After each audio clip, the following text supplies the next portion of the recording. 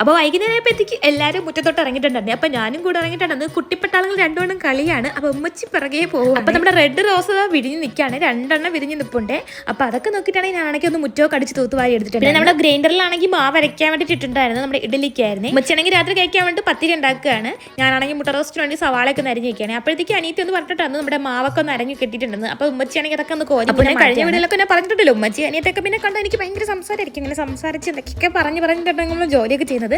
അപ്പോൾ പത്തിരി ചുടാൻ വേണ്ടിയിട്ട് അനിയത്തിയും കൂടെ കുടിച്ചിട്ട് അല്ലൂസ്മോനെ കയ്യിൽ കിട്ടുന്ന ഇതാണ് അവസ്ഥ. കുട്ടി ഇങ്ങനെ വിരകി എടുക്കും. കുഞ്ഞു വാവയില്ലേ, അതൊക്കെ അങ്ങനെ ചെയ്യാൻ ഭയങ്കര ഇഷ്ടമാണ്. അപ്പോൾ അത് കണ്ടപ്പോഴത്തേക്ക് അപ്പൂസ്മോൻ അതുപോലെ ചെയ്യണം. അപ്പോൾ അതൊക്കെ കണ്ടിട്ട് നമ്മൾ നിൽക്കുകയാണ്. അപ്പോൾ നമുക്ക് ഇത് കാണുകയും ചെയ്യാൻ നമ്മുടെ ജോലി നടക്കില്ല. അങ്ങനെ നമ്മുടെ കുറച്ച് നേരം സമയത്തിന് ശേഷം നമ്മുടെ ജോലി എല്ലാം കഴിഞ്ഞിട്ടുണ്ട്. പിന്നെ ആണെങ്കിൽ ഞാൻ ഗ്യാസ് സ്റ്റവും എല്ലാം ഞാൻ ഒന്ന് തുടച്ച് ക്ലീൻ ആക്കിയിട്ടാണ്, അവിടെയൊക്കെ ഒന്ന് ക്ലീൻ ആക്കിയിട്ടാണ്. എന്നിട്ട് നമ്മുടെ കറിയൊക്കെ നമ്മുടെ സെർവിങ് ബൗളിലൊക്കെ ആക്കിയിട്ട് നമ്മുടെ അടുക്കളയൊക്കെ നല്ല ക്ലീൻ ആക്കി. അപ്പോൾ നമുക്ക് എല്ലാവർക്കും കഴിക്കാനുള്ള പത്തിരിയും മുട്ട റോസ്റ്റൊക്കെ റെഡി ആയിട്ടുണ്ട്. അപ്പോൾ നമ്മുടെ ഇത്തിരി കുഞ്ഞുകൂടി ഇത്തിരി ഉള്ള വീഡിയോക്ക് ഇഷ്ടമാണ്. സബ്സ്ക്രൈബ് സപ്പോർട്ട് ചെയ്ത് അടുത്തൊരു ബൈ.